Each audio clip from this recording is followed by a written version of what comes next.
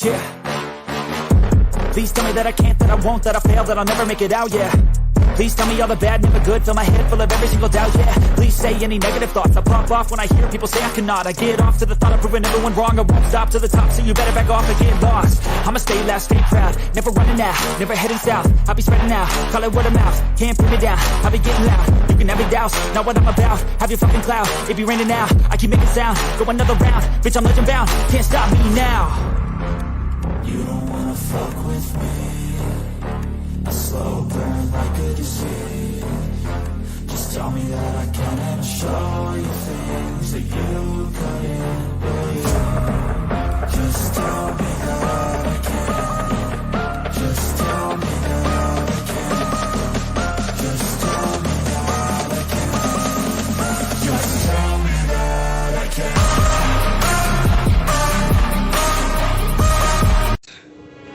It's showtime.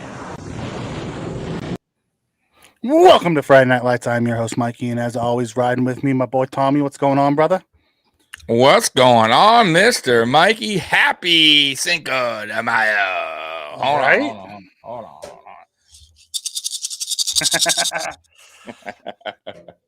on. Good Lord. So how was your week, brother?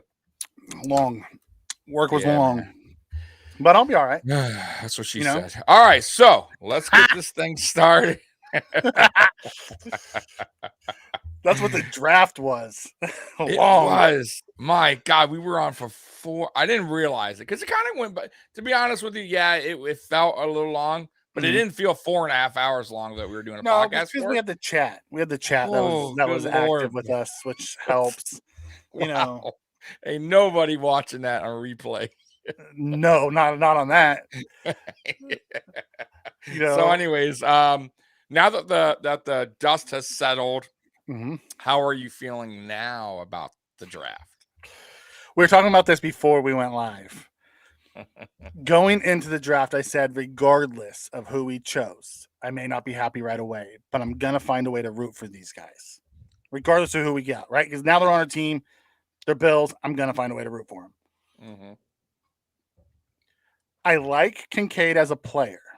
My concern with Kincaid was always the fit. However, if we use him the way they say we're going to use him as a big slot, I'm okay with it. Still think we should have taken Nolan Smith. However, we went offense and want to get Allen weapons, and I'll never say no to weapons for Allen. Right. Absolutely love our second-round pick. O'Cyrus Torrence, Tommy, we talked about him, and I told you I loved the player. I didn't see him as a fit for the Bills. He didn't fit the archetype. We went player over type. I love that being changed that and took the best player on the board because I truly believe he was. Yeah, love it. I mean, I told you I was screening. I mean, we had our debates, when me and you were doing our mock drafts leading up to, and I took O'Cyrus Torrence every single mock draft. That's how much I was in love with the player. And I understood your point of view where you were coming from as far as like why you thought the Bills maybe shouldn't draft O'Cyrus because he kind of didn't fit the scheme in a way. And then we have certain players like Ryan Bates still on the team. And but at 59 or 60, was it 59 or 61? Wherever we got him. Yeah. There was no way in heck I thought he was going to be sitting on the board for us. I didn't think so either. I thought once we drafted it, I would have said throw out the archetype and you take the best player available. I think that's why I was more upset when we took the tight end, not because of the player. I think it was more that like, damn, bro, like I had a feeling like Torrance would be gone by then. And he was the one I was, that. Like my whole thing was this, like going into that draft, I was like, okay. There's a couple guys that I really, really like, right? Yep. Bijan Robinson was one of them. You know that. But I knew he wasn't going to fall. But if he did, I told you, you have to draft him. And I really, truly believe the Bills would have if he would have been there because there's no way you could pass on a player like that. But I got to say, with Kincaid, he almost was. Now, I didn't know much about him, but everything now that I've read and watched, he almost had that. Now, I know they're different position, but I almost kind of feel like that's what Bean was going for when he traded up 2 spots because he kind of felt like I can't believe this guy even is here. Right. I have to find a way to get him. They knew he wasn't going to get to 27 because the Right. Cowboys were going to take him. They thought, well, and then everything I've heard with Brandon Bean talk about is like he thought like the Chargers were going to take him at one point. Yeah. Right. So like he really thought there was probably no chance in hell. Just like Bijan. I mean, trust me, I'm sure Robinson was on their board too, but they were probably thinking, no way he'll fall. Right. And he didn't. He went nice and early.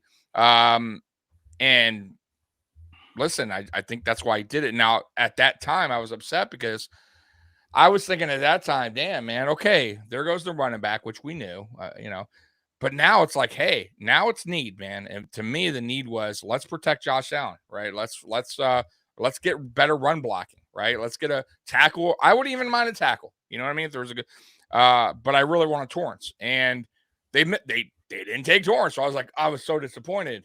And then we got lucky. Let's face the facts. We got lucky that Torrance fell where he fell.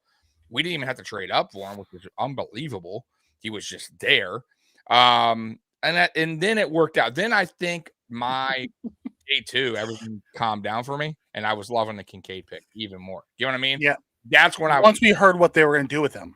Yeah. Well, that, and then they got protection for Josh. Like, then it kind of like it evened out where I was like, okay, now you got your protection, you got your runs, you got your run blocker, you got your guy that can protect Josh, right? He's not gonna, right? Guy had 0 sacks allowed in college. So yeah, I was digging those two a lot. Like, I really love those picks.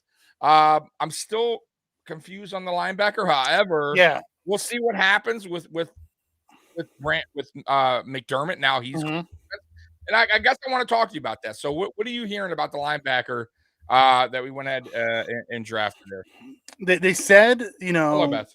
From the linebacker perspective, they took him with the thoughts of he's coming from a very simplistic defense. Yeah, so what Tulane, he's gonna, right? Yeah, Tulane, correct? Yeah, Dorian Williams, right? Yeah, which he played middle at Tulane too. The issue isn't so much size because he has crazy long arms too. Yeah, and he's pretty good at Mike. They said the issue is he's coming from a very simplistic defense, so he's gonna have to learn a more complicated defense. He's gonna have, and being the Mike is the captain of the defense, the play caller, so he's gonna have to learn all of that. They didn't want to put too much on his plate to start. Right. They're going to bring him in and see if he can capture it because he's going to have to learn every position to make the calls.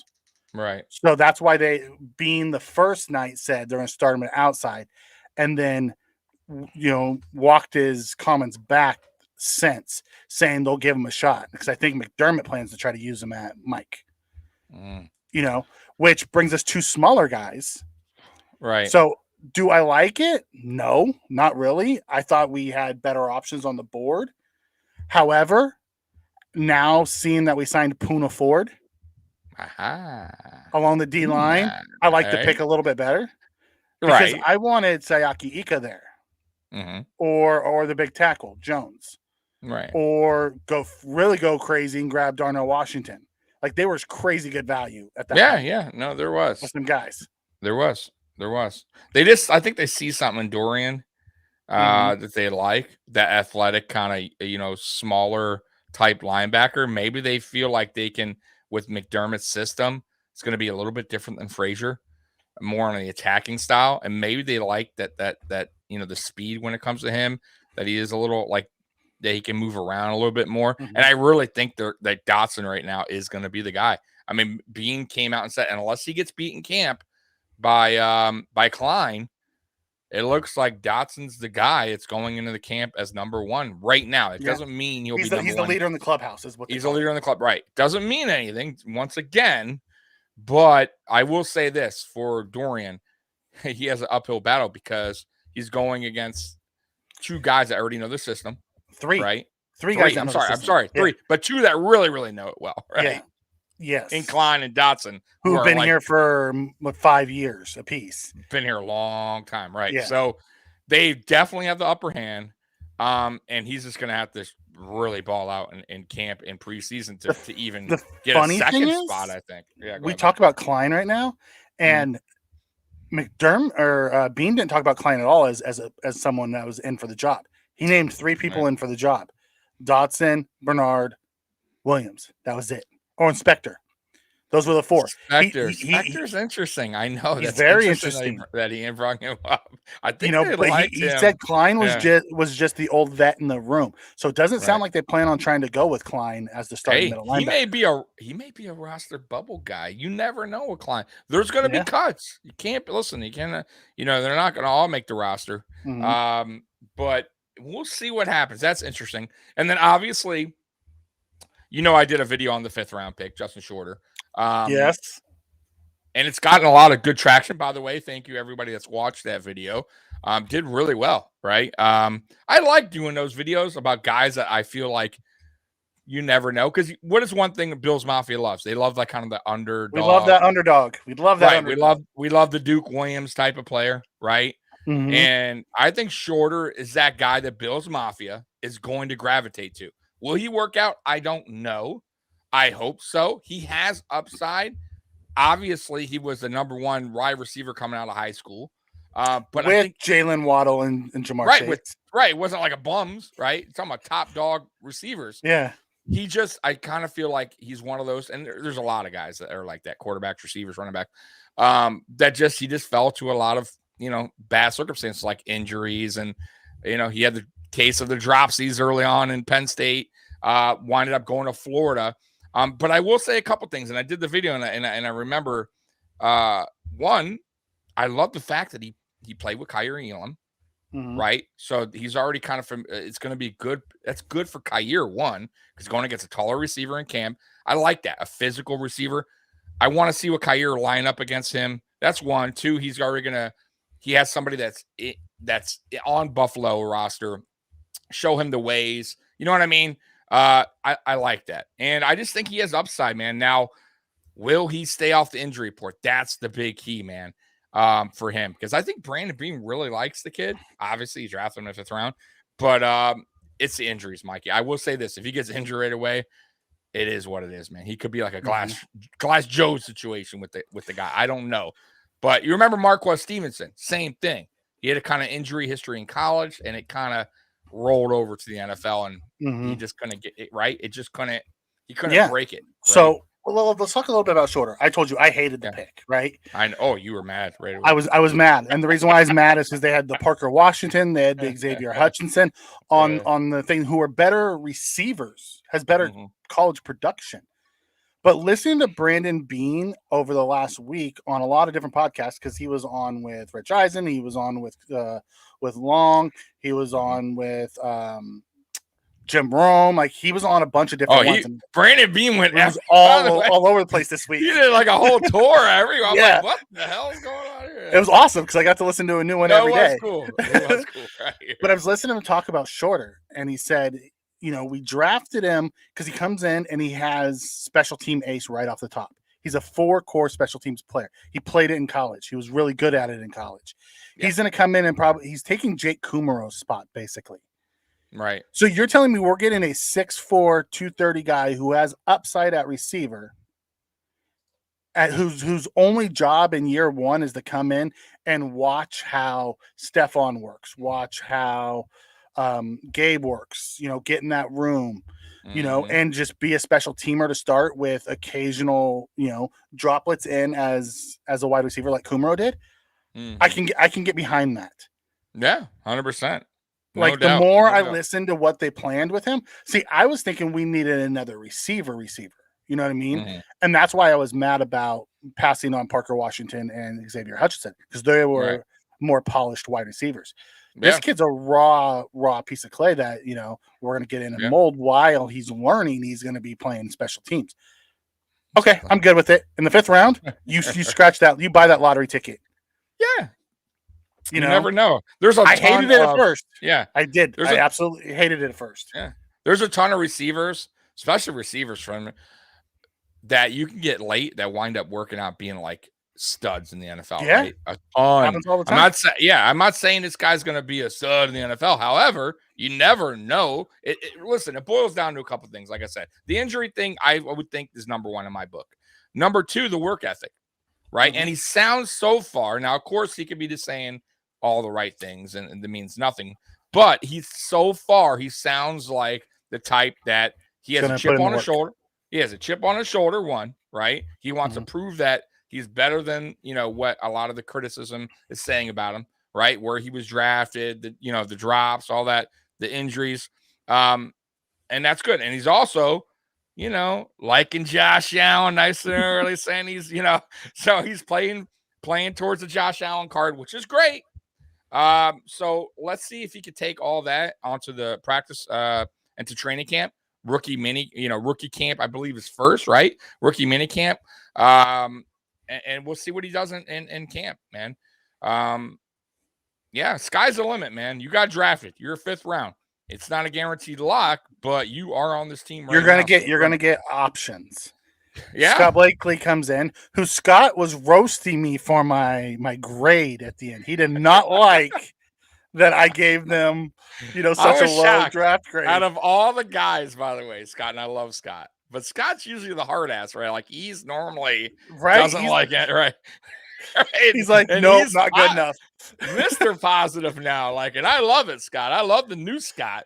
So go ahead. Tommy had so much fun to text me and said, "Oh my God, Scott doesn't like your grade.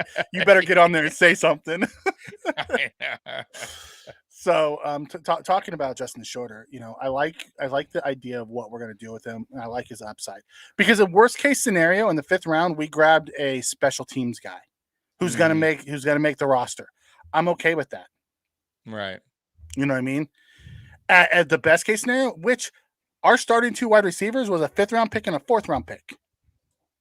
Right. When they came out. Gabe Davis Gabe was the 4th, Steph was the 5th. I know. So it can't say it doesn't happen. No, it happens a lot. Happens a lot, really. Then we traded back a couple times and picked up some picks for next year, which I like what Bean said. He did it because he's protecting himself for making trades because every year he trades up, he gets antsy. Okay, cool. You grabbed a couple extra picks. Awesome. Right. And then he went and grabbed a couple. He grabbed a guard and a corner. Yes. I'm not the biggest fan of the guard. However, if we're just looking at him to be a depth guy, okay, he has a chance to beat up Bucker. Right. Yeah, you never know. Right. That's he's a 4-year starter in the SEC. You bring those guys in and you plug them in and see what they can win. If not, we scratched a lotto ticket in the 6th round on a guy like that. The corner, same way. Alex Austin, right? Alex Austin. Yeah. Yep. He's fighting Cam Lewis for a roster spot. Mm-hmm. We're going to lose Dane Jackson at the end of next year. We're probably not going to re-sign him again. He's on a 1-year deal. Maybe Alex Austin comes in, becomes a core special teamer. His tape doesn't look bad, Mikey. To be honest with you, some of this film I saw on him doesn't look bad. And I will say, too. Got some size, too. Yeah, I like the size on him. And I will say, man, we have gotten lucky with corners, either UDFAs or late round, that have come in and beaten out guys. So you never know. I mean, this guy could come into camp and beat out a Cam Lewis who winds up getting cut. Just throwing that out there. You never know. So all these guys have an opportunity right now to make the team. It's what they do with their opportunity in camp. Bro. It's going to boil down to what they do in camp and preseason, Mikey. You know what I mean? So I don't hate the draft. That's why that night when we did a recap, I gave it a B- because I still wanted to kind of reflect on it. I gave it a B- because basically the first 2.5 picks, which I said 2.5 because the shorter is the question mark for me. Mm-hmm. But now that I really even gone through it more, now it's been a week, Mikey, and I kind of got to watch tape on some of these guys. I'm going to say a B+ at this point because I kind of understand where they're going with the Williams. The idea of it, we'll see if it works that way. I'm loving the Torrance pick. I think the shorter pick, like we just talked about for the last 10 minutes, is a great roll of a dice kind of a draft pick. It's 5th round. Yeah. I mean, and then Kincaid, from everything that I've watched, and I've watched so much film this past week, man, dude, I'm falling more and more in love with that pick. And I understand now why he wanted to keep, Dallas away because Dallas would have took him. he's that good of a receiver / tight end. I'm almost thinking this guy's more of a receiver at this point. I understand he's listed as a tight end, Mikey, but to me, he's more of a receiver than a tight end. But they're going to list him as a tight end. Just the way he plays, because he's not a super physical guy. Hey, what's going on? Too low. Scott. Hey, listen, Scott's loving this draft. Listen, a B+. I think, we're going to go back like we always do in every draft. Yeah. We regrade them after the year. Yeah, after 3 years. Yeah, exactly. So even after a year, I'll still, hey, this guy did good. This guy did good. This guy needs some time. Like even James Cook. Like if you were to ask me about James Cook midway through the season, I probably would tell you, man, that's probably not a good pick in the second round. But later in the season, it seemed like James Cook was a pretty good pick, right? We'll see what happens year 2. I loved the Cook pick when it happened, though, because I could foresee the way they could use him, what he could do. And that was my problem with the thing. I have gone back and listened. I have changed my grade as well. I have us at a B. Woo! I did. There was, we took Alex Austin later. I understand the lineman broker was the Kent Hall Award winner. He was a tackle. He's going to play guard. So there are some upsides to him. He's a 4-year starter in the SEC. I get it. I think it's a solid B. I think I think Broker has a chance to beat out Bacher for the last reserve role. 100% he does. And 100%. I think Austin has a chance to beat out Lewis for the last corner role. 100%. So the fact that you have those two and they have the options to beat them, and then in our undrafted free agents, we grabbed like DJ Dale, defensive tackle, Alabama. We grabbed a couple different tackles to bring in. So comes in and says, your boy Curtis from Aceberhead thinks Kincaid can't run block. He's right. I just want him to catch TDs, not run block. Listen, he's right. He's really down. He's really down. Well, there's a difference between not being able to and not wanting to. He's a willing blocker. Listen, is anybody dogging on Ingram from Jacksonville or Kelsey or any of those guys for not there's blocking? Tight ends that don't block. Yeah, 100%. I agree. 100%. Listen, is he the best blocker? Absolutely not. Right. Can he block? Yes. And if we're playing him as a big slot, he's no longer blocking DNs. He's blocking corners and safeties and linebackers. Exactly. Yeah. That's a big difference. And I don't think he's not like. So here's the deal with Kincaid. I understand what Curtis said, and I'm agreeing with Curtis. I understand where he's saying. I understand where he's coming from. But Curtis also doesn't understand what role we're going to use him as. He's just thinking him as tight end.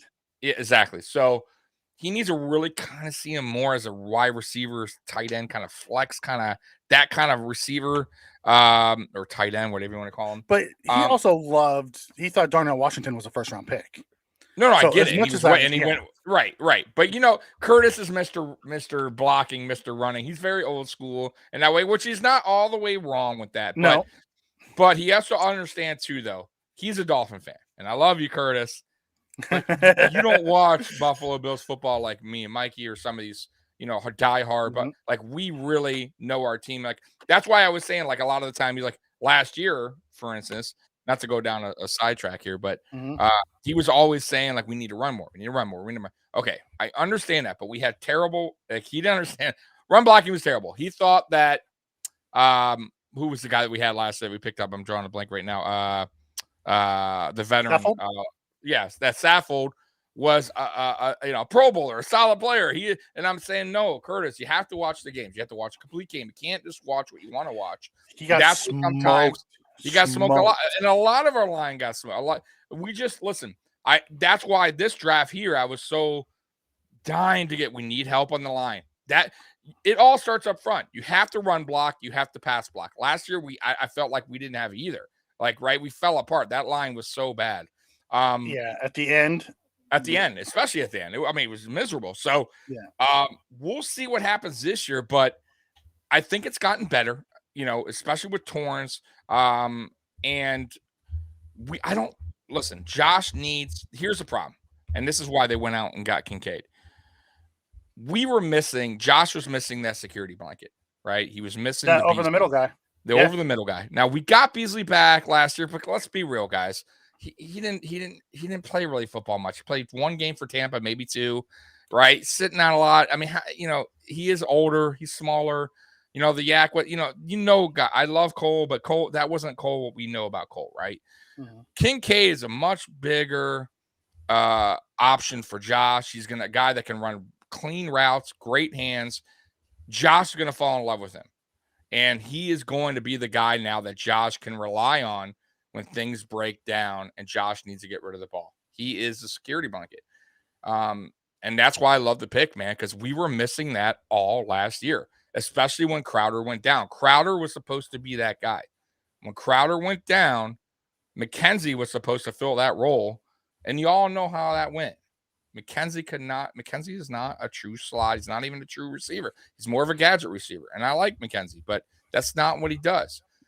And Josh needs this guy. Now he has a big target, 6'4", a guy that can run crisp routes just like a Cole Beasley, and that's what they're going to use him for. It's just another weapon on this offense. And listen, with the additions of the running back with Harris, with James Cook second year, with Torrance now coming in, our run games should be better. So once again, that will open up play actions. That will open up more for Kincaid to do his thing on the play actions. When Josh rolls out, Kincaid can kind of chip block, go out. I'm telling you, Kincaid's going to be a great weapon on this team, man. So I'm not worried at all about the blocking. It is what it is. And who's to say he won't get better? Who's to say that they won't, teach him to be a better blocker in the NFL? Just throwing that out there, you can get better. So, anyways, that was my rant. Yeah, that's fine. That's fine. So, let's hit a couple of these questions that are in here. That a couple of the comments. Joey comes in and says Dalton Kincaid was the best hands catchers left on the board. Dalton Kincaid was arguably the best pass catcher in the draft. Period. Yeah. But by most of the scouting report ranks, he was the best receiving option in the draft. Yeah. Like he was considered a top 15 pick by almost every outlet. Every I'm at the top 10. Do it. Yeah, I'm at the top 10. That's why I said he was considered a top 15. I had him in the 15 range. That's where I didn't think he was going past 15. Yeah. So I mean, damn. But if you think about it, he's a better prospect coming out than Hawkinson was, and he went 8 early. To Detroit. He went before Ed Oliver. Yeah, they were 8 to Detroit, right? Yeah. So 8. It was 8. Yeah. So when you look at it, he's a better pass catcher than any of the receivers that were out there. He's just if we're gonna use him as that flex slot, big slot guy, then awesome, that works. Yep, 100%. But you better use him though. Yeah. Right. Yep. So another one comes in and says we brought in Jalen Wayne, Reggie Wayne's cousin. Yep. Undrafted free agent. We brought in Jalen. I didn't even know Wayne that. in. Cool. Yep. Very good. Very good. Yep. He played at South Florida, South Alabama, South something. I know Reggie Wayne came from the U. Where? Where? The U. They still have a football team? Well, their basketball team made it to the Final Four. So just but they still have a football team. Yes, it's parade time, Beth. It will happen. No optimism. Seriously, I already had my Vegas bet in. J17 will win league and Super Bowl MVPs. Scott, I love your bright outlook, brother. Keep bringing it.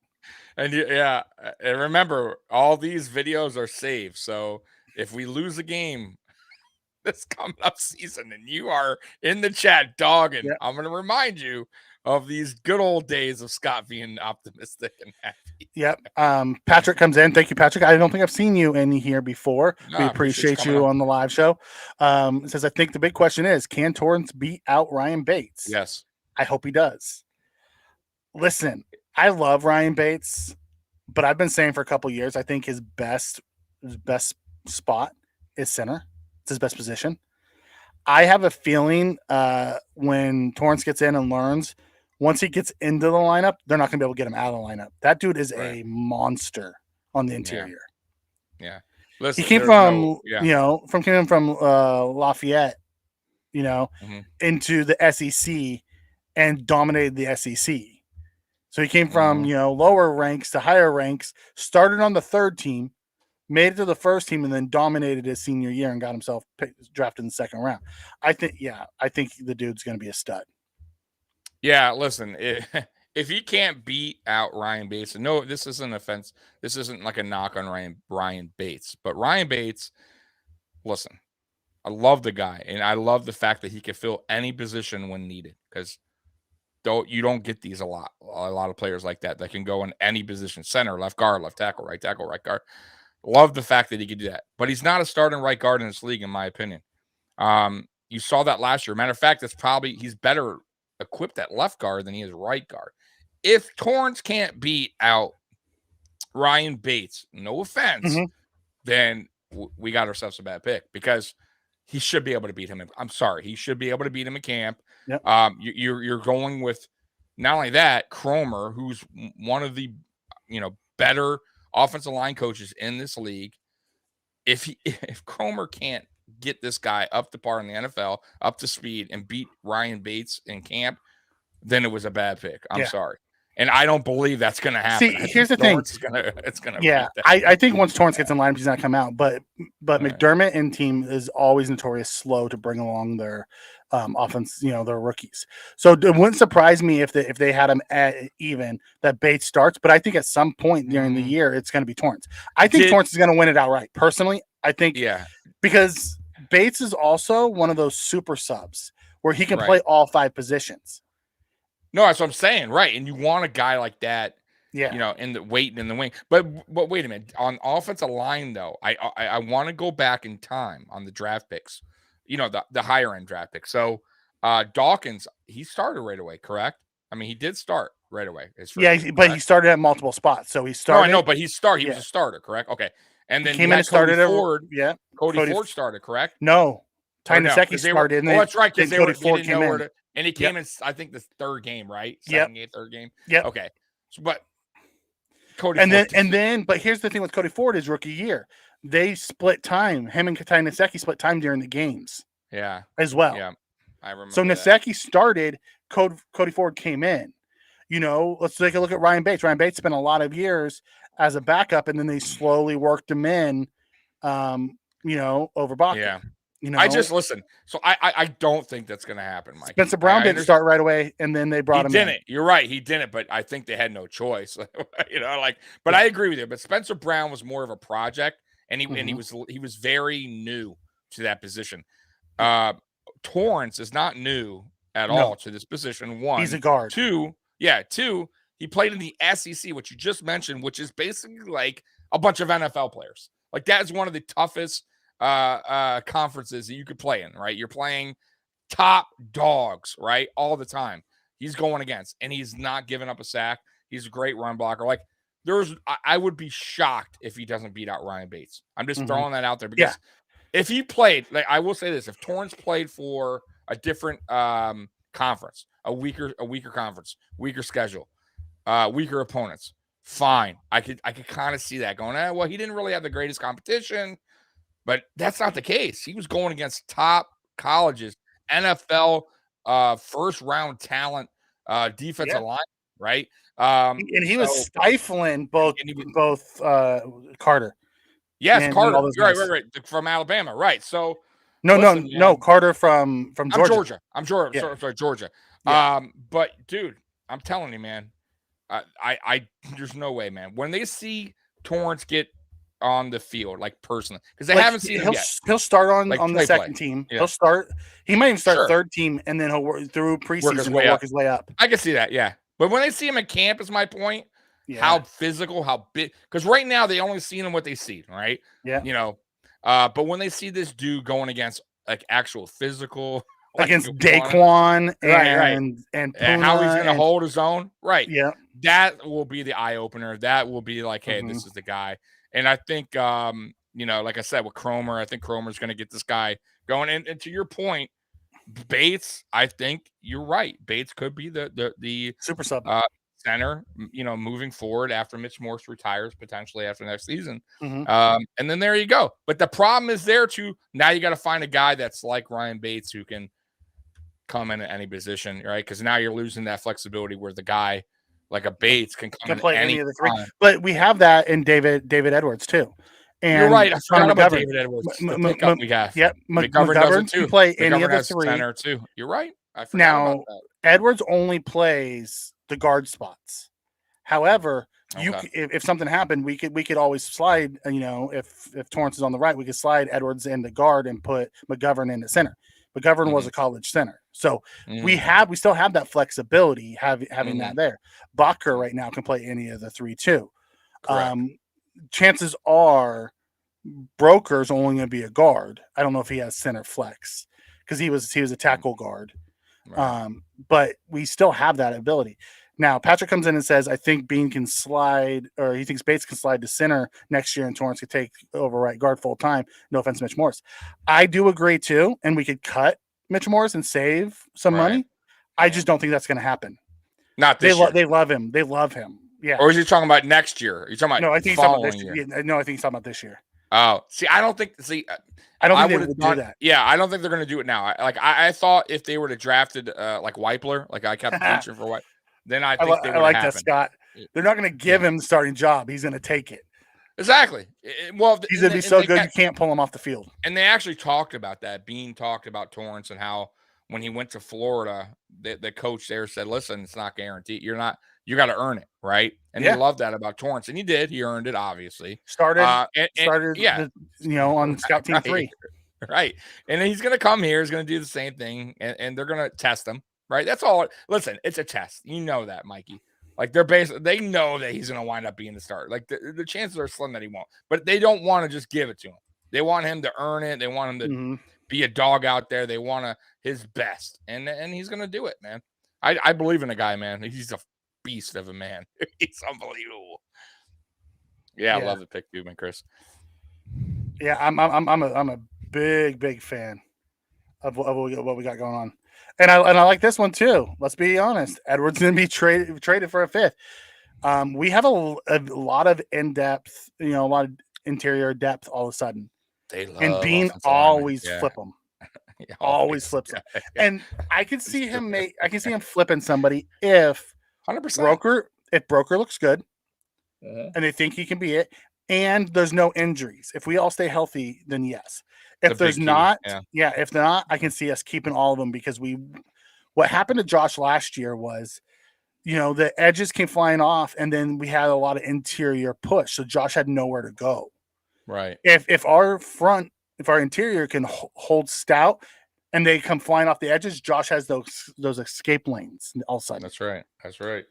Back. So that's right. That was the problem last year. We had a weird, I'm telling you guys, it was just a weird year. Last year in general was a weird season all around. It started weird. Obviously, y'all know in the offseason what happened. I'm not going to repeat it, but y'all know what happened, right? Like devastate, like heartbreak, and then the Kim Bagula thing, and then so forth, and injuries. Like we've stayed healthy for like the past. Everyone knows that we have the best medical staff in football, right? Very rarely do we have guys injured, and all of a sudden last season, guys were just going down. Later, Patrick. Right? Thanks for stopping by, buddy. Hey, be good, brother. But guys were going down left and right. We could not catch a break. Couldn't even play at home.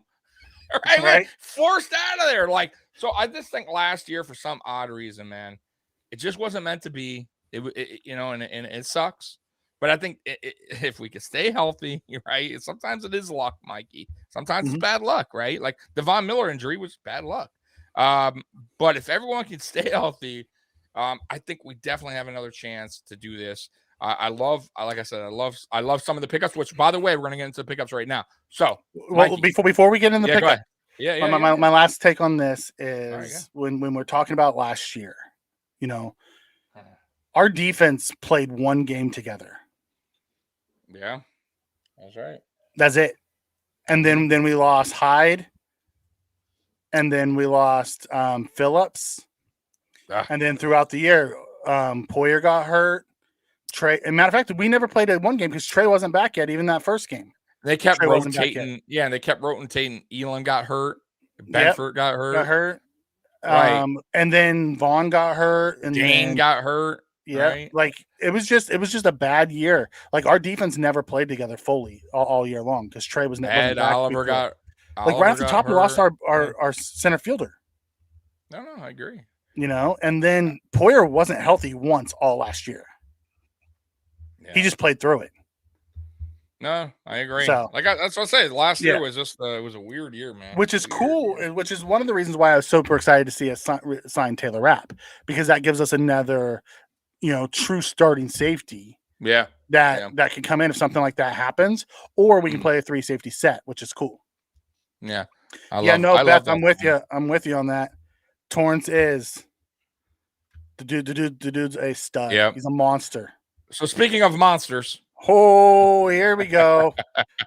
Yeah. Speaking of monsters, though, Mikey, a guy that you were preaching for in the offseason, a guy that you wanted very badly. And I text you, actually. I don't think you even heard the news before I text you that we signed Puna Ford. I do. He's a short, stout little man with a lot of power and a motor that does not quit. Yeah, dude, the dude's 5'11", 310, 315, something like that. Yeah. And the dude is just a monster. I wanted him coming out of college. He came out of the University of Texas. Mm-hmm. He was an undrafted free agent to Seattle. Mm-hmm. Made the team. By year 2, he was starting, and he started every year. Everyone's like, well, he had a down year last year. Well, he played, basically the 5-eye, the DN spot in the 3-4 last year. That's not what he does best. He can be a 1 tech or a 3 tech. It's just another big body we're going to put up front to go with Daquan and Phillips and Oliver and Settle. I think we hold 5 D tackles this year. I think we rotate all 5 of them. I really do. Yeah.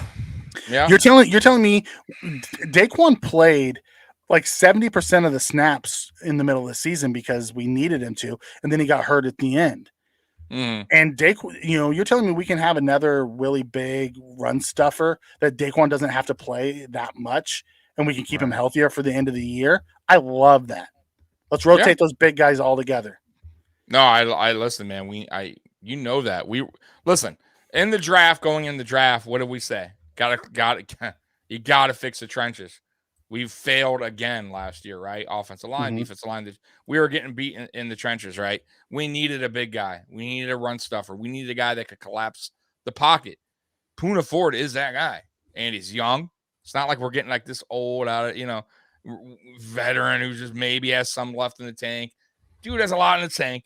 He has a lot of energy, and I think he's getting better. I think he's getting to the quarterback even better. And listen, I could definitely see this guy getting extended actually, because 1 year. I don't know. Hold on, I want this guy. Go ahead. Yeah. Then there's a problem with the audio. Really? They said they can see our lips move. Everyone's saying that?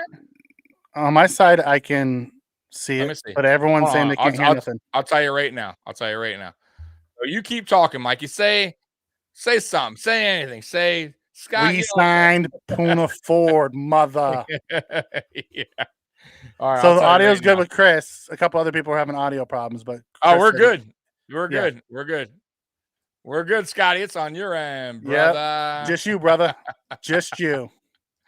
So, anyways, outside of Puna Ford, we also signed Latavius Murray, running back, to be RB4. He's a big back too. Latavius Murray is, I have something to say about this pick. Okay. Very interesting. Yes, he's a veteran. I get it. But what I like about Murray is he actually had a pretty decent season last year. He had a really good season last year. Right. His track record of injuries is not a lot. He stays healthy. He's on the field a lot. He doesn't have like a big injury history, right? Like a Harris. I think Harris would be on the bubble at this point. I like Murray's size. He's almost 6'2". He's a bigger running back. He's a goal line guy.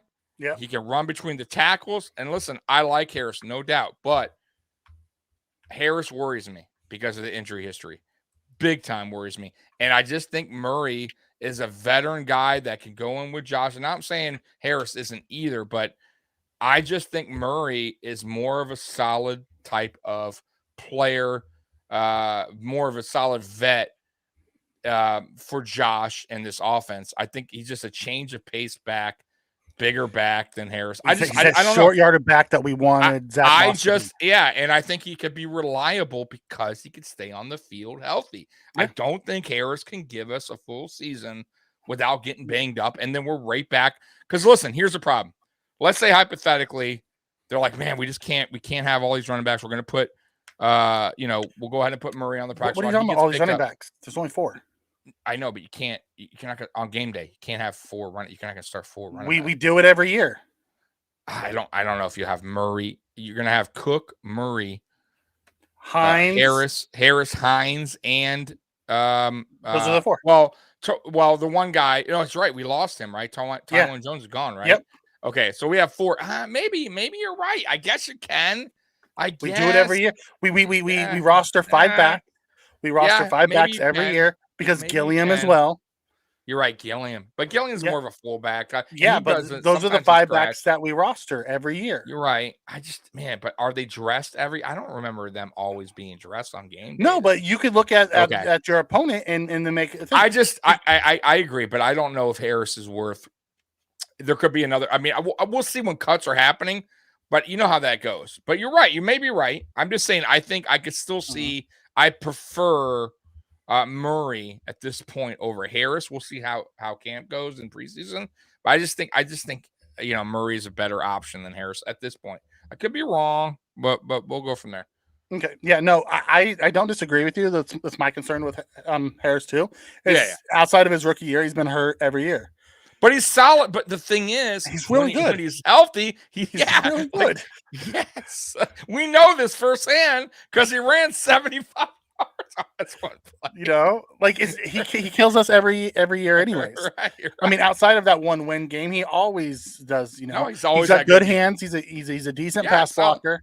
Yeah. He's a solid player. He is a solid. Yeah. He just can't he has an injury thing going on. Like for some reason. Well, let's hope inside this awesome wellness room that they have, that they'll be able to keep him on the field. Right. And we have 4 backs now, so we don't have to run all 4 backs into the ground early. We can. No, you're right. Split it up a little bit. Yeah, you're right. 100%. You're right. Because when you look at it, last year they say, we lost Tyrone Jones, who's going to be the gunner. Well, that's Shorter. Shorter's probably going to take his spot. Yeah. Yeah. Yeah. So we now have that. We also have 2 wide receivers who are now special teamers.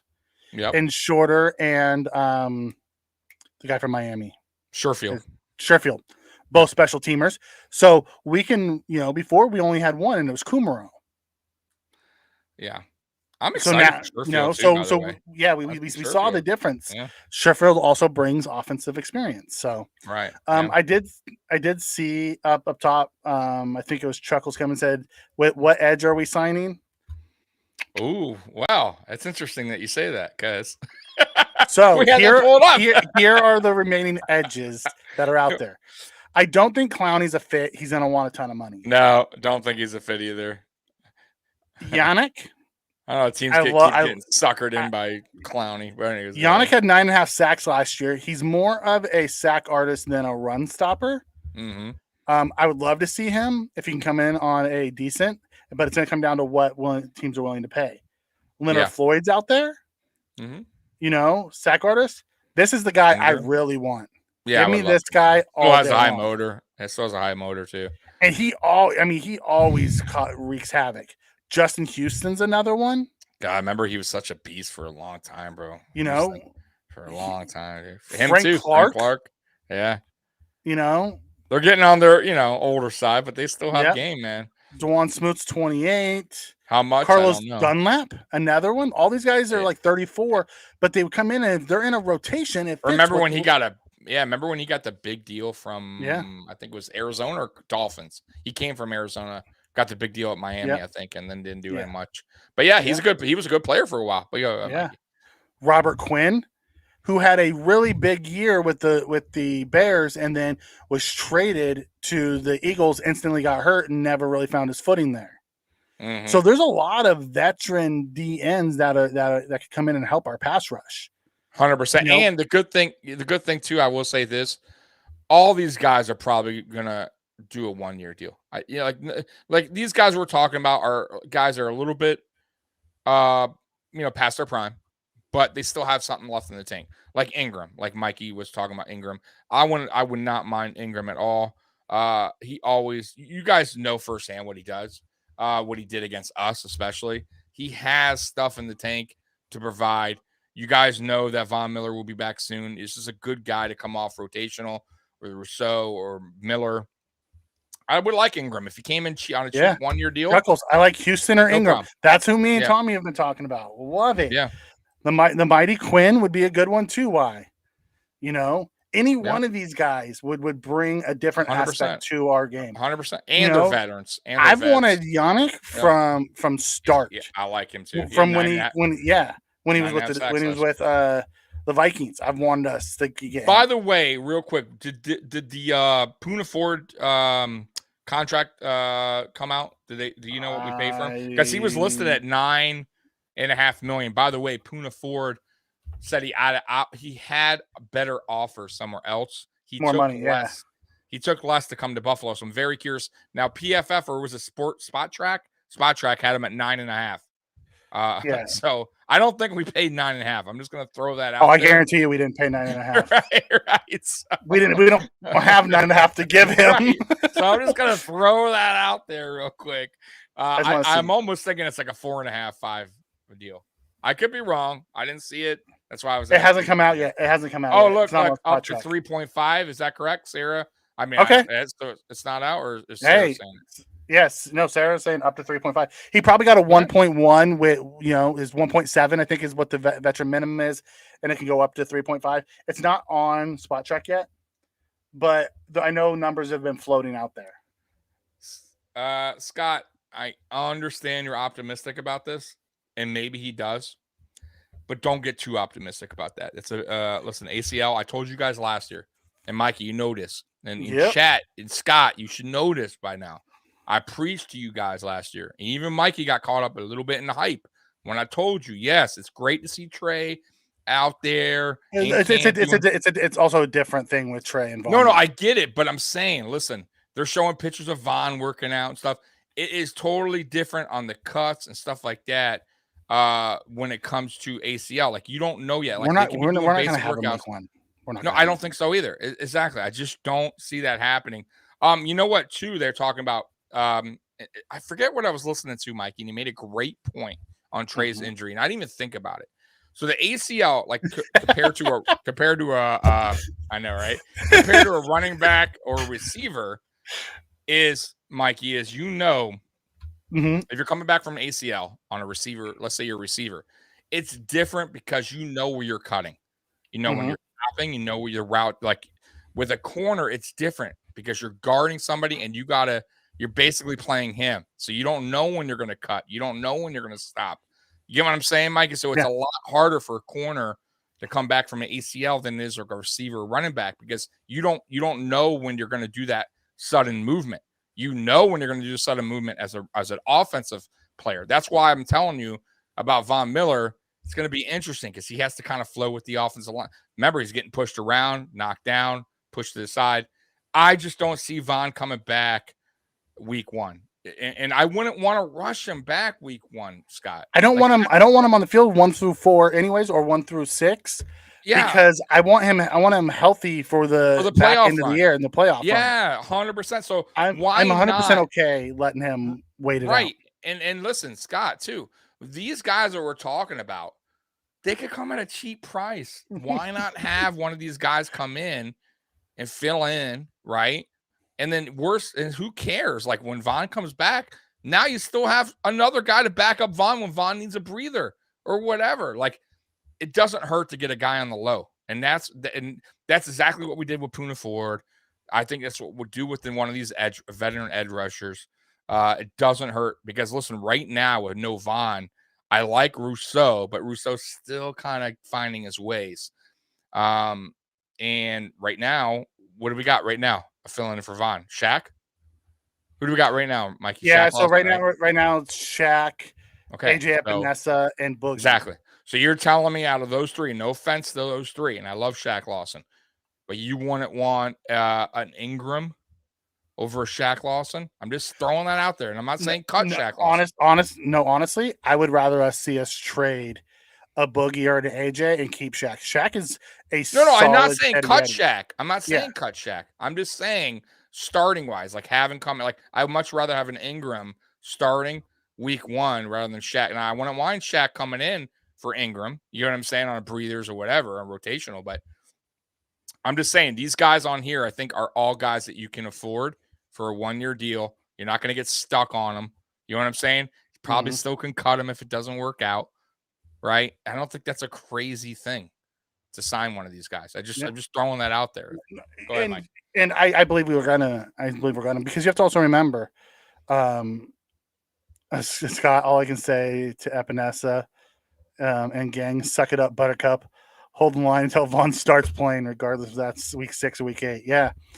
At the end of the day, any of those guys will work for me.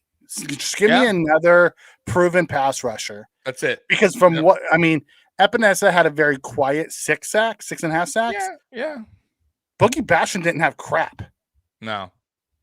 Nothing. And I'm sorry, but if he's going to be DN4, we need better, bud. We do. Got to have better than that. Yeah. Shaq Lawson is who Shaq Lawson is. He's a solid run defender that gives you very little out of the pass rush. He can still get there, and he will, and he'll create havoc, but he's a better run defender than he is a pass rusher. Yeah. Yep. That Give Boogie me pick a is proven pass rusher. It's becoming uglier and uglier. It's getting worse and worse as the season goes on. Each season goes by. AJ, it is what it is, man. I think last year he's gotten better every year. He has, but I just don't. He's gotten better every year. No, he has. I just still. I don't know. Something. He's not going to live up to the second round hype, right? The pick hype. He's a rosterable. He's a good rotational guy. I think he's a good guy to have on your team. DN3. Yeah, that's fine. Boogie's the problem. NFL. I think Boogie's the big question. Listen, at this point, maybe Bean needs a maybe if you see what you can get for him. Just throwing that out there, man. I would love us to see us flip him for a day 3 pick. Right. Give me any one of them. Just give us more ammunition in the draft for Bean. That's right. Especially if we go sign a Ingram, a Clark, a Floyd, Houston, any one of those guys, and bring him in. Okay, then we can move on. Scott's like, all right, let's go ahead and get one. Okay, I can see. Let's get one. Like, you give me a proven guy. Like, I wouldn't even be surprised to see Jerry Hughes get released from Houston and us re-signing him. Oh, I would love Jerry back. Jerry had a good season last year, by the way. He had a really good season last year. No, Jerry's not a bad player, man. People have dogged him a little bit too much, man. I like Jerry Hughes a lot, man. Yeah, so Joey says we got 3 running backs coming in for minicamp, and we already have some on the roster. We signed a few UDFAs. We got to have enough backs to get through training camp and preseason. Right. And we have four running backs or NFL caliber running backs who've been on the roster that we know what they can do. Cook will get a little bit of run in preseason, but for the most part, it's probably going to be a lot of rookies in the preseason. We're not going to play a lot of our big starters. Right. It's 3 games now. We don't want to get any of them hurt. Yep. Y'all know how that goes. It'll be week 2. Yeah. You'll see maybe a quarter, just like it was last year, man. I would love to see a big year from Basham, but I've seen nothing from Basham that tells me that it's clicked. The light bulbs that gone on. Like, coming down the stretch, he wasn't getting better at the end of the year, and that was part of the problem. Yeah, I agree. I think Cook will have – I can see Cook having a much – because Cook came on that second half and was actually looking more and more like a second-round pick. And I was loving his speed. I was loving his vision. I was loving the way he was patient and waiting for his blocks. Now that we have, Torrance and a couple other run blockers, the one guy we got from what's his name? The left guard now. McGovern? Yeah, McGovern. I really believe Cook will even have a better, stronger sophomore year, if you want to call it. Yeah. I just want to see Cook. I keep telling you, Mikey, gotta get a little bit weight on it, bud. Got to get a little bit more muscle. I bet you he comes in bigger. I bet you he comes in bigger. I'm sure he will. I'm sure he will. I just haven't, obviously, we don't know yet. We haven't seen, but I believe he will. And listen, his freaking brother's Dalvin Cook. Like, I'm sure Dalvin Cook and him are working out. I'm sure he's, that's a great brother to have, right? To show him some, get him up to speed and, work out in the offseason. Mm-hmm. And I'm sure that's what he's doing. You know what I mean? So I just want him to get a little bit more bulk. And just be ready for when the season starts. But yeah, man, I like what I saw in the second half, tail end of the season from Cook.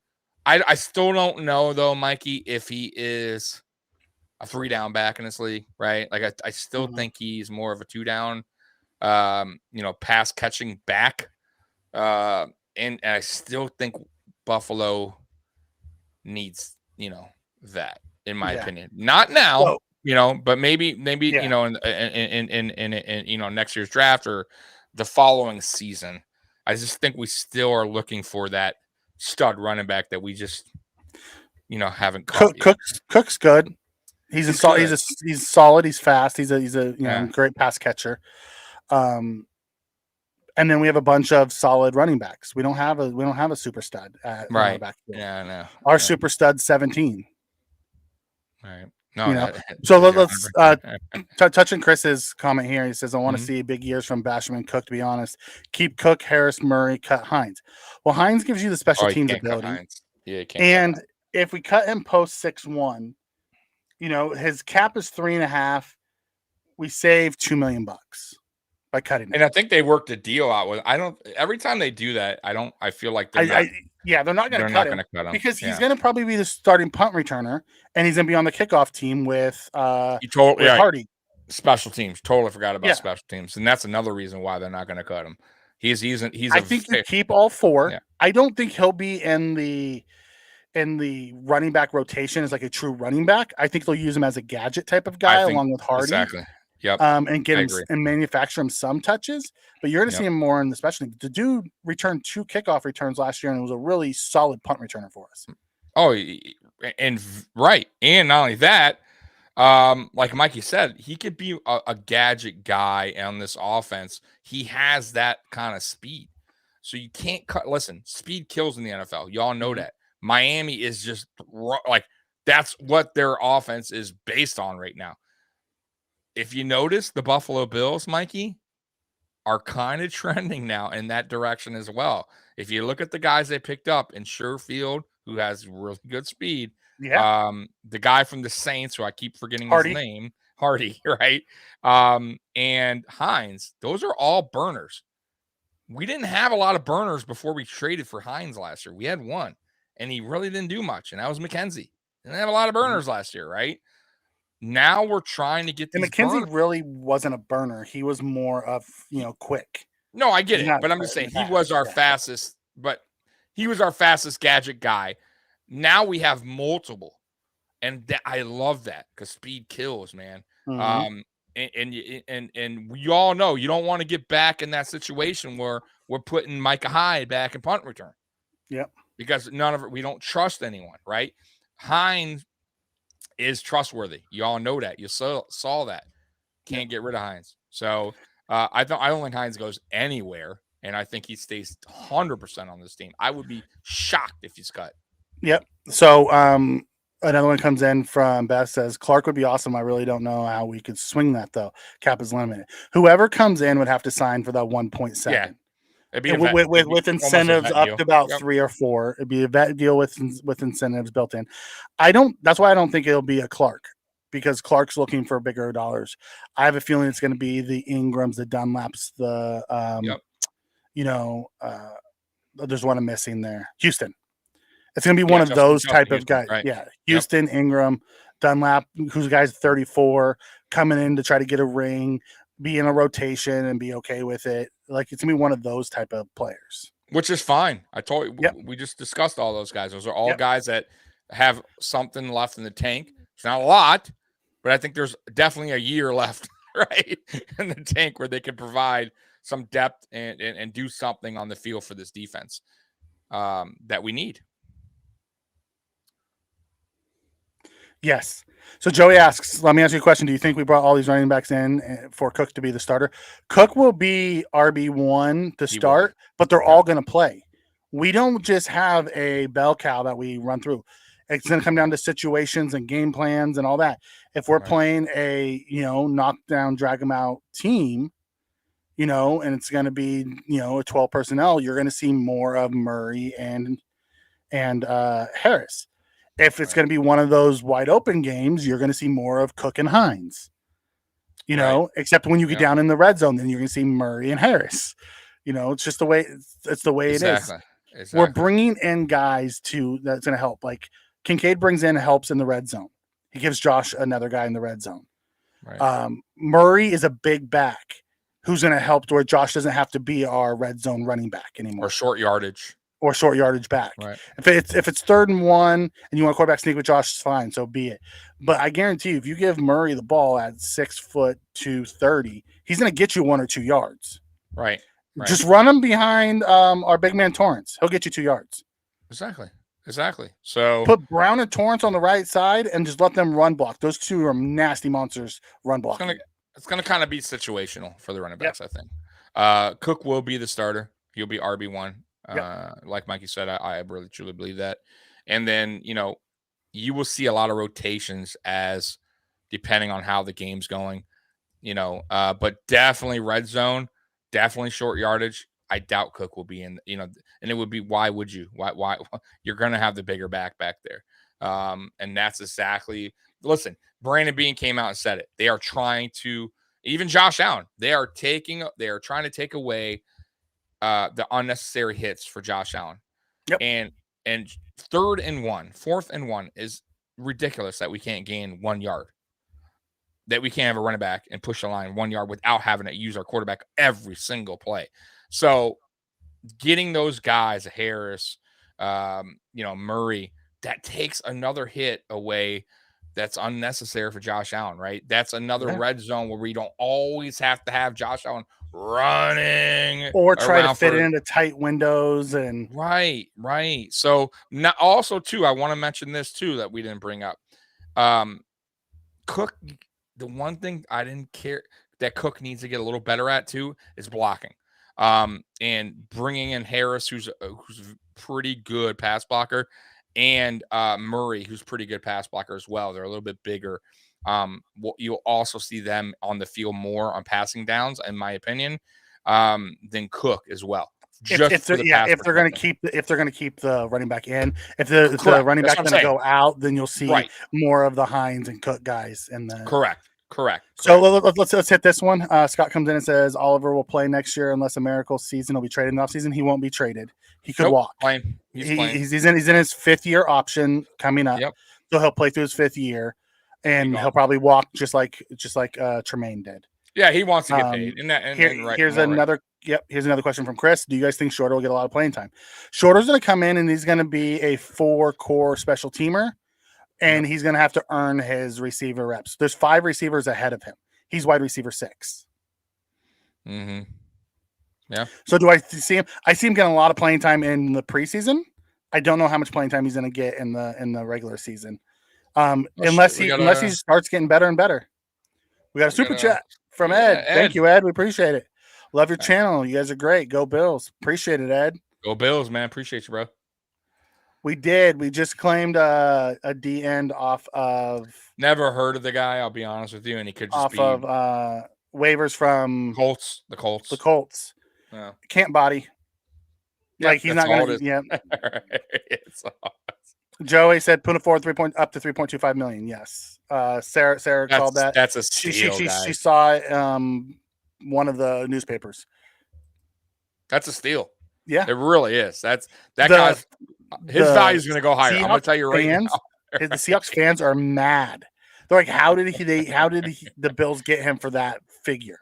They're mad. Because he wants to. There's a few reasons, I think, and it's smart. I told you this last year. Like for some players that are trying to get a contract, like if you're trying to get a contract, you go to a team, fine, sign 1 year like Puna's doing. And a team that's, by the way, has a chance to go to the Super Bowl, because we do every season now since we have Josh, and we have a complete kind of team, right? We're building a complete.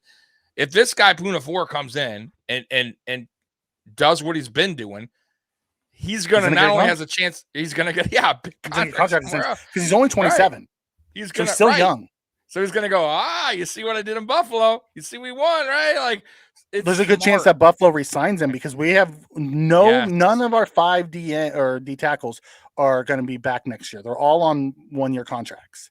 Right. So we'll be bringing some of them back, I wouldn't be shocked if they wind up, because I always say it's better to get a deal done early than late, and we all know this from the Josh deal, with a lot of deals. And you could see something going on mid-season where they right. If he fits, because we brought in a lot of guys, we brought in a lot of different D tackles that just didn't fit. Especially if they know Ed's gone. If they know Ed's gone for sure. Just listen, out there. I can't see in a way that Ed resigns here. We don't have the money to give him, and you don't pay that much money for a rotational tackle. And say what you want about McDermott's system, he rotates his D line over and over and over all the time. Yep. So over and over and over. And I just don't think Ed. He wants that Super Bowl ring too, and he thinks Buffalo's it. Yeah, and I think Ed, by the way, he wants to get paid, and I think he's throwing that out there on Twitter, and I think he knows Buffalo's probably not going to do it. But I'm going to tell you right now, though, Mikey, that 5th-year extension we gave him is pretty high. It's not like he's not getting. No, he's getting 10 point something million this year. Right. So it's not like, the dude is a millionaire. I'm just throwing that. Yeah. It's not like we paid him pennies and he hasn't, Right. The dude got paid. He was a top 10 pick in the draft. He got paid. Right. He got like 30 million over 5 years. I don't know how much you could complain, because truth be told, and I love you, Ed Oliver, if you're watching this, which I don't think you are. I do. But you haven't lived up to your top 10 pick. So for 10 million this last year, I would say you shouldn't be really complaining about that. Just go out and do your business and get paid somewhere else, because we can't afford you, bud, after this. I want you to ball out. Please do. Ball out. Get just like Tremaine did. Tremaine had a great year and went and got himself $72 million. Yeah, the same thing. Do it. Get us a Super Bowl. I would love you to death. Go get paid. Chuckles, I could see this too. I could absolutely see 3. Yeah. Would not surprise me. What Jones is he talking about here? I don't know. Rapping Ford. I don't. Jones. What Jones? I don't know what Jones he's talking about. I know Rapping Ford. I don't know Jones. Yeah. But I could absolutely see Jones. Like, I think it's Tyrone Jones. He's not here anymore. So. Yeah. I don't know. On a human scale. Tell us what Jones you mean, because I'm curious. I don't. Yeah, Scott, you're right. On a human scale, he's filthy rich. On a football scale, he's looking for the bigger bag. Daquan Jones. He's talking about Daquan. Oh, Daquan. I would love to see us bring back Daquan. And I think he has, after this, 1 more year left, correct? No, this is it. It was a 3-year deal? Oh, it's a 2-year deal. 2-year? Yeah. Oh, I thought it was technically a 3, but the last year was a voided year. Okay. So, they could, depending on, what he wants, right? I think they'll let Daquan go to free agency, though, I think, on him. I could be wrong. You never know. With Brandon Beane, he surprises me all the time. So Daquan Jones has an $8.5 million cap hit this year. And, if we restructure or, extend him, we can bring that down and gives us more money this year. No, 100%. So. Brandon Beane's a master at that, man. If he's going to figure out, if he's already said in his talking circles this week, in his media rounds, he talked about the cap, and he says they have a plan. They know they're in a good spot. They just don't want to put themselves in a bad spot. As of today, they're in a good spot moving forward. Yeah, they have the plan. Yeah, that's what you want to hear. Because when you look at over the cap, it says we're $3 million in the hole going into next year. We're like, oh crap, we have all these, unsigned guys. What are we gonna do? 7 of our 10 D linemen, including edges, are all 1-year deals. They have things they can pull, guys they can cut to save money, and there's a bunch of that stuff. What's going on, John? Welcome, bud. Hey, you know what? I don't know why this came to my mind, Mikey. It literally just popped in my mind. Quick question. I think it would be good for this guy to do that. Dawson Knox has been doing the tight end university. He's gone twice now. I wonder if he gets with Kincaid, because I think this would be an excellent opportunity for Kincaid to do that with Dawson Knox, one, because teammates, and two, he can learn some blockings and learn some traits from veteran guys. Like Kelsey's Kittle, in it. Kittle, I believe Kelsey's. all those Yeah. guys. So I wonder if he doesn't, and if I'm his buddy or whatever, I am definitely, or if I'm even get your Knox, butt there. Yeah, even if I'm Knox, I'm going, yo, man, I'm telling you, bro, right? Like I know you're good, right? You're sure, but you may want to do this with me. And why not? Why wouldn't he? Like, I'm just throwing that out there. I don't know why I just thought about that, but for as good as he is, I think he's it's a an first. opportunity for him. It also helps the tight end university, as you get a first round, tight end showing up. It just tells helps you a them lot, as well, right? Yeah. He seems like the type of kid too that would want to do something like that. 100%. And bro, Bills, I would love that, because I'll tell you what, I listen, with the Josh Allen thing, why I love Josh Allen so much, not only because he's an awesome quarterback, but and off and on the field, but the fact that he went above and beyond to get better, to go out and watch, find specialists, work with Jordan Palmer, just do every little thing he can do to get where he's at today, right? That's what I love to see in players, young players, especially young players, right? Because sometimes, bro, if you're a veteran, it is what it is, man. You're past that point. You know what I mean? Can't teach an old dog new tricks. But, these young guys coming in, I love that they're not, like Josh wasn't too cocky, right? You know what I mean? He went ahead and did that. He knew he needed it. Some guys like Baker Mayfield, other guys, they don't really go to that extent. And I hope, like, for some of these guys, they go above and beyond to make their craft better. And that goes for Shorter. That goes for even Torrance, right? Listen, man, you got to do that to get ahead in the NFL, to be the best at your position.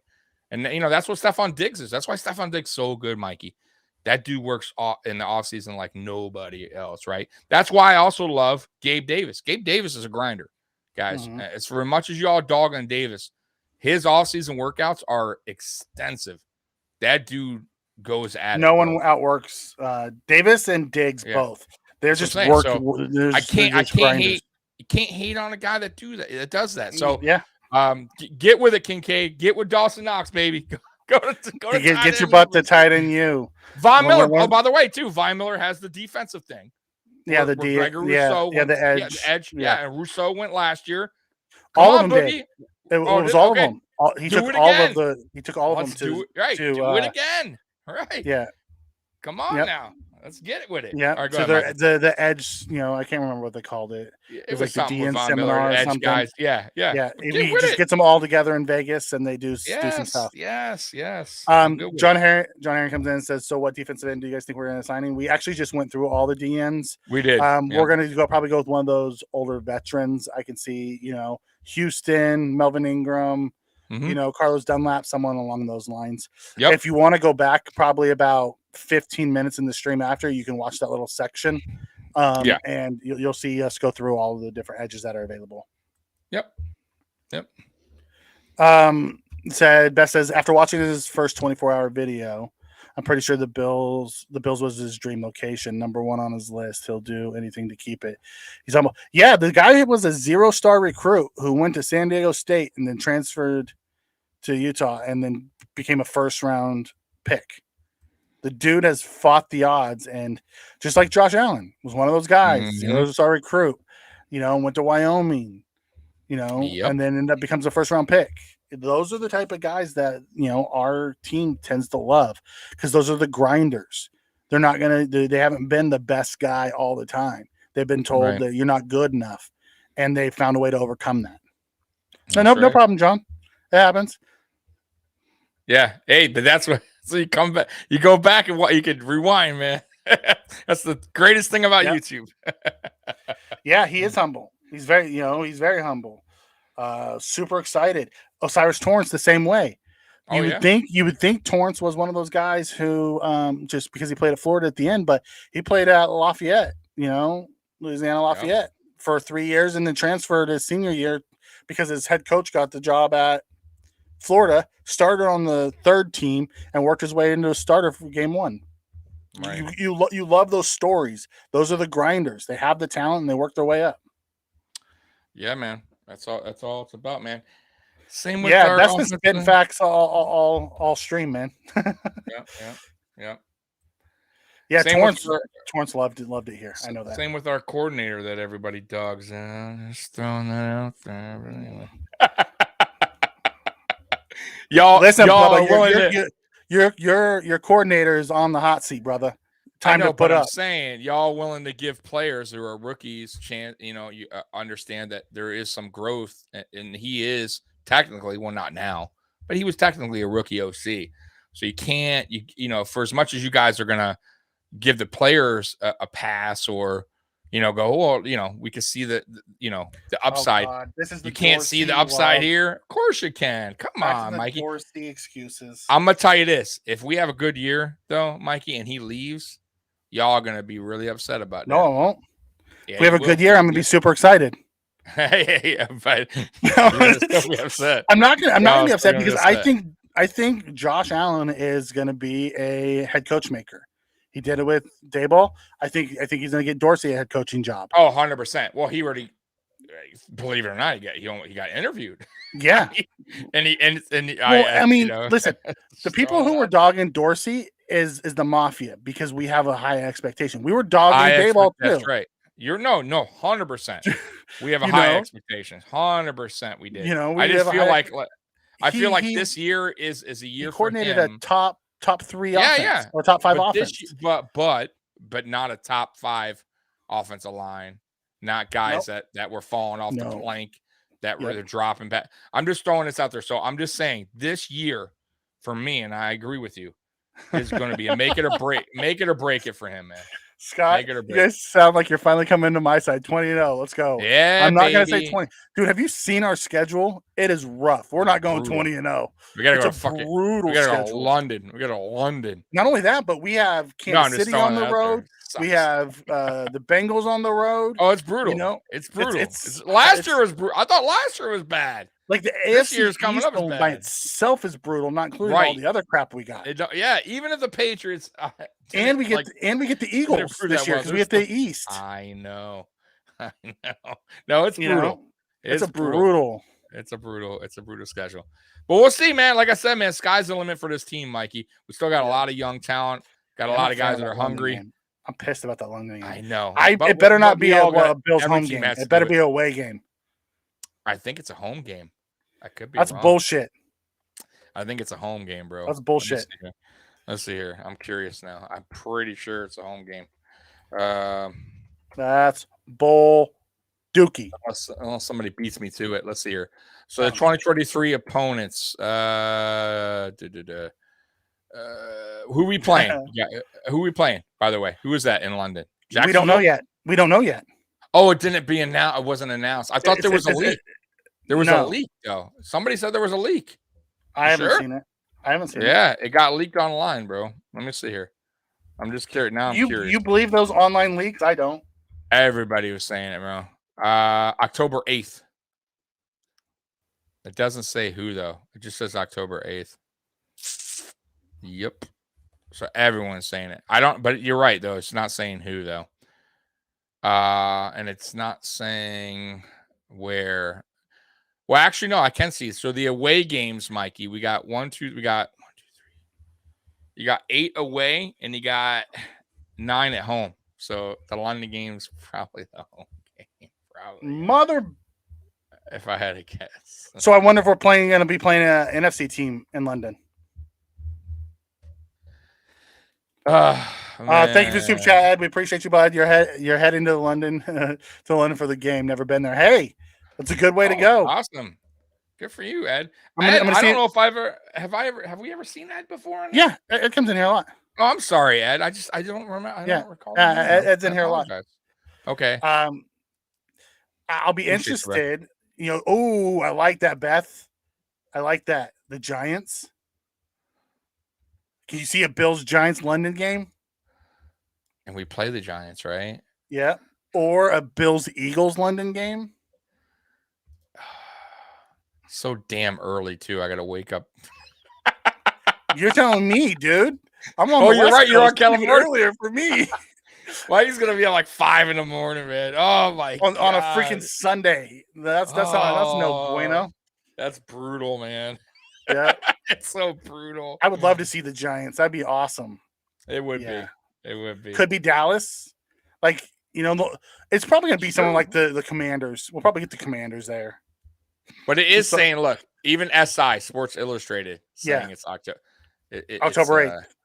Yeah. So, which I don't like because that means it's early in the season. That means our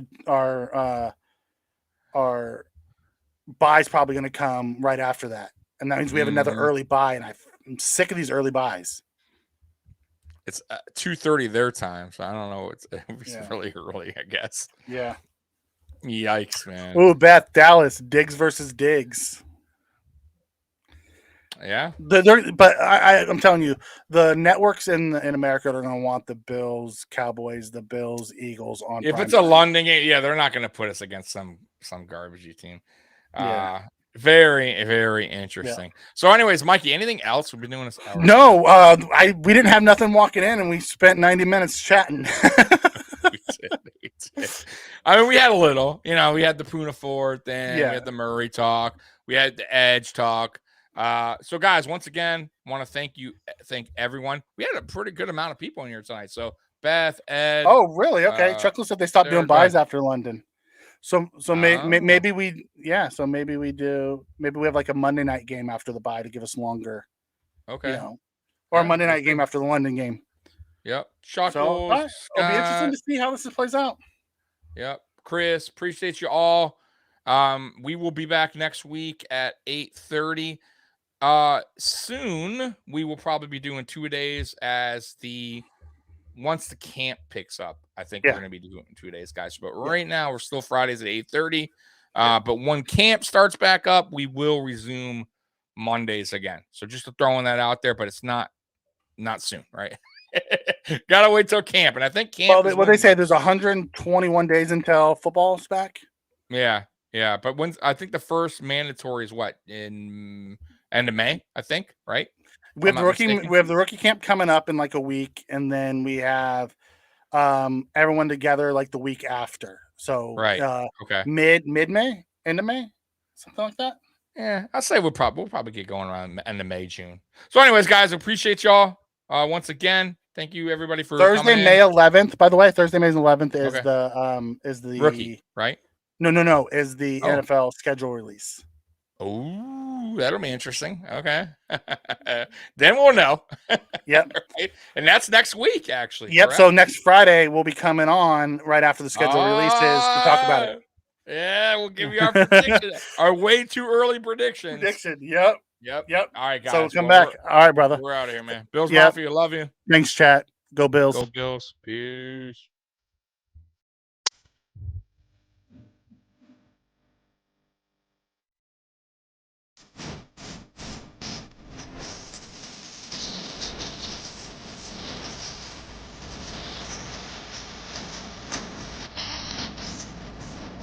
Ah.